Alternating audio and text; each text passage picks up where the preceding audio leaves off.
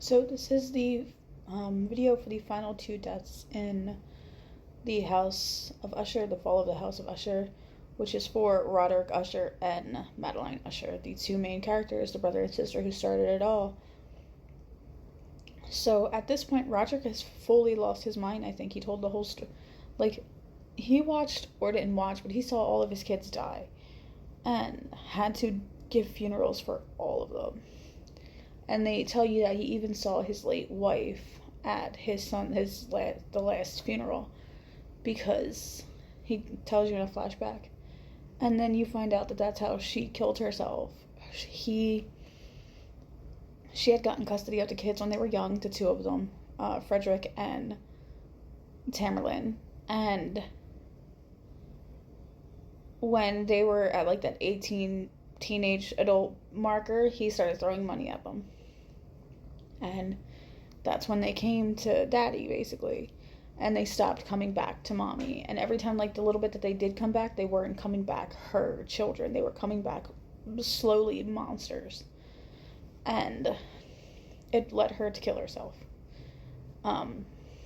So Rodrick, of course, has that guilt on his shoulders, but I don't know if he ever actually had that guilt, because he's a monster. So Madeline, this entire time, you kind of think she's going to get away with it, because you know she's not, because the deal is, when he dies, she dies, they have to die together. And you know Rodrick is close to death. She tried to make him kill himself early to try to, like, wiggle out of the deal, and that didn't work, of course, because you can't. There's no loopholes in deals.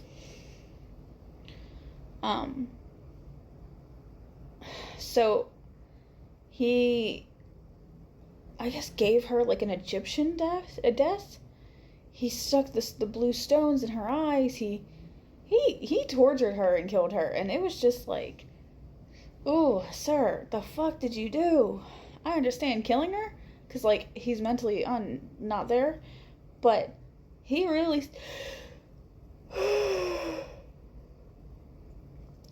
said, I'm gonna make it count. But then, so the whole time he's telling his story, and Lenore is texting him. We find out it's not Lenore, and you hear something going on in the basement. He's like, oh, it's just Madeline. She's tinkering or whatever, because she is really into tech. And then at the end, when you find out that he killed her, you're like, what the fuck is going on in the basement? She was like semi-alive and semi-dead. I think really just possessed. And like they needed to kill each other to die. That's what I think it was. So both of their deaths were just very just, obviously, but a shock in a sense. And it took the whole house down with them. It took everything down. And I think that had to be the final conclusion for the fall of the House of Usher, starting with their original birth house. But yeah, so that's it for the deaths of the fall of the House of Usher. One little thing, because I don't want to make a whole video about it, I am so kind of mad and upset that the only character to go to jail was Arthur Pym, which was Mark Hamill's character. Because, like, I guess he kind of deserved it. Jail time, he's not a good person.